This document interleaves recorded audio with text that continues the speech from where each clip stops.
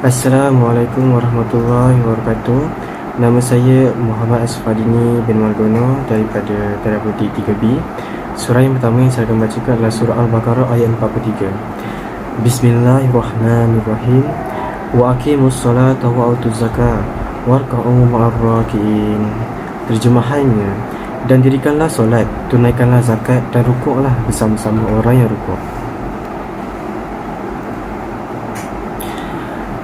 Asbab nuzul daripada surah ini. Surah Al-Baqarah adalah surah kedua dalam Al-Quran. Surah ini diturunkan di Madinah. Surah ini merupakan surah dengan jumlah yang terbanyak dalam Al-Quran. Allah menurunkan perintah kepada ahli kitab supaya solat bersama Rasulullah SAW. Allah juga memerintah ahli kitab mengeluarkan zakat dan diserahkan kepada Rasulullah. Dari Al-Hasan Al-Basri, zakat adalah kewajipan serta menunaikan solat. Allah juga menyuruh mereka untuk rukuk bersama orang yang rukuk dari umat Muhammad sallallahu alaihi wasallam sebagai bukti mukmin sejati. Pengajaran ayat daripada surah ini, kita kena perbaiki sifat hubul jah, cinta kepada kedudukan yang ada di dalam diri kita.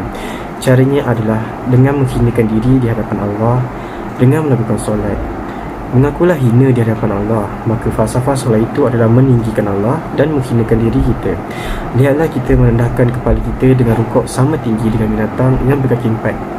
Kemudian dalam sujud, kita merendahkan lagi kepala kita sehingga ke tanah, lagi rendah dari binatang. Maka itulah isyarat menghinakan diri kita. Dengan ini, kenalah bersungguh-sungguh dalam melakukan solat kepada Allah. Surah yang kedua pula adalah surah An-Nisa ayat 3. Bismillahirrahmanirrahim. Wa in khiftum alla tuqsitu fil yatama fankihu ma tabalakum minan nisa'i masna wa sulasa wa ruba'. Fa in khiftum alla ta'dilu fawahidatan aw ma malakat aymanukum zalika adna alla ta'udun. Terjemahannya, dan jika kamu takut tidak berlaku adil terhadap perempuan-perempuan yatim, maka berkahwinlah dengan sesiapa yang kamu berkenan dari perempuan-perempuan lain, 2, 3 atau 4. Kemudian jika kamu bimbang tidak akan berlaku adil, maka seorang saja atau hamba-hamba perempuan yang kamu miliki. Yang demikian itu adalah lebih dekat, supaya kamu tidak melakukan kezaliman. Asbabun nuzul dari surah ini. Surah ini diturunkan di Madinah yang menceritakan tentang kreatifan Rasulullah SAW menggunakan pelbagai strategi dakwah sesuai dengan konteks masa pada zamannya. Antaranya adalah strategi dakwah melalui pernikahan pada usia 25 tahun. Baginda berkahwin dengan Siti Khadijah pada fasah Makkiyah. Dalam 10 tahun di Madinah, barulah baginda berpoligami demi dakwah. Pernikahan itu tidak dibuat secara sembunyi. Ia dilakukan secara terhormat dan berjaya memenangi serta menyatukan hati banyak kelompok yang suka bermusuhan, sehingga tertanam rasa kekerabatan dengan baginda. Islam tidak memperkenalkan poligami kerana ia sudah ada dalam budaya terdahulu. Islam datang untuk membatasi dan tidak menyuruh berpoligami, melainkan hanya memberi kelonggaran untuk menyelesaikan masalah tertentu. Pengajaran ayat dari surah An-Nisa ini pula, lelaki perlulah berlaku adil di kalangan isteri-isteri dan berkemampuan memberikan nafkah zahir dan batin agar tetap ditagih dan menjadi syarat utama bagi suami yang ingin berpoligami. Begitu juga isteri perlulah memberi hak kepada suami untuk berpoligami jika isteri tersebut mempunyai masalah seperti tidak boleh melahirkan anak, sakit atau tidak mampu memuaskan si suami, agar suami dapat menjalinkan hubungan keluarga bahagia seperti orang lain. Surah yang seterusnya adalah surah Al-Mutaffifin ayat 1 hingga 3. Bismillahirrahmanirrahim. Wailul lil mutaffifin allazina idza iktalu 'alan nasi yastawfun wa idza kaluhum aw wazanuhum yusirun. Terjemahannya, kecelakaan besar bagi orang-orang yang curang dalam timbangan dan sukatan, iaitu mereka yang apabila menerima sukatan dari orang lain, mereka mengambilnya dengan cukup, dan apabila mereka menyukat atau menimbang untuk orang lain, mereka kurangi. Asbab nuzul dari surah Al-Mutaffifin. Surah ini diturunkan di Mekah.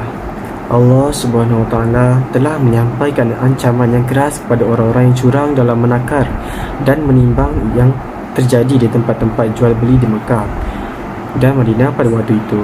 Diriwayatkan bahawa di Madinah ada seorang lelaki bernama Abu Juhainah. Ia mempunyai dua macam takaran yang besar dan yang kecil. Bila ia membeli gandum atau kurma dari para petani, ia mempergunakan takaran yang besar. Akan tetapi jika ia menjual kepada orang lain yang mempergunakan takaran yang kecil, perbuatan seperti itu menunjukkan adanya sifat tamak, ingin mencari keuntungan bagi dirinya sendiri walaupun dengan jalan merugikan kepada orang lain. Pengajaran ayat dari surah Al-Mutaffifin. Sebagai umat Islam, janganlah mengambil harta orang lain dengan cara yang tidak dihalalkan oleh syariat Islam, seperti mencuri, menipu, khianat, merampas, ragut, riba, rasuah dan lain-lain lagi. Sebaliknya, harta yang diperoleh hendaklah daripada sumber yang halal, seperti peniaga yang dilakukan mengikut syariat Islam. Cara ini tidak akan ada pihak yang merasa dizalimi, bahkan dapat pula membantu orang lain untuk memenuhi keperluan mereka. Perniagaan dalam Islam dianggap sebagai suatu pekerjaan yang mulia kerana di dalamnya wujud amalan membantu memenuhi keperluan hidup umat manusia. Surah yang terakhir adalah surah Al-Isra ayat 32. Bismillahirrahmanirrahim. Wala taqrabuz zina innahu kana fahishatan wa sa'a sabila. Terjemahannya, dan janganlah kamu menghampiri zina.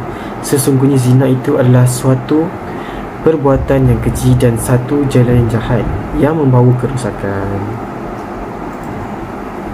Asbabun nuzul dari surah ini dari sebagai sumber yang ditemukan, khususnya pada tafsir Ibnu Katsir, bahawa asbabun nuzul turunnya surah Al-Isra ayat 32 ini di Mekah adalah pada waktu itu ada seorang pemuda yang datang kepada Rasulullah dan meminta izin untuk berzina.